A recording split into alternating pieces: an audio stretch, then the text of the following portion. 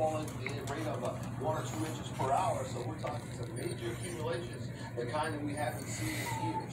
Right now we're at 12 in Kokomo, 14 in Muncie, and 16 in Columbus. And the winds are coming in from the north and northeast at 20 miles per hour, but they're gusting as high as 30 miles per hour. And that is giving us some significant wind chill out there right now. Already 5 below zero is what it feels like in the city.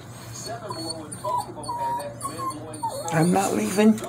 to less than a mile across the area. That's helping to slow the traffic down. We do have the winter storm watch does go until 7 o'clock tomorrow morning for the combination of cold and snow. We're going to stay with the heavy snow rates until you see across the area. After 11 o'clock, we will start to cool just a little bit, but it's going to be a very cold night. We're going to cool things down into the same. I think the snow continues until about 2 o'clock in the morning. Then after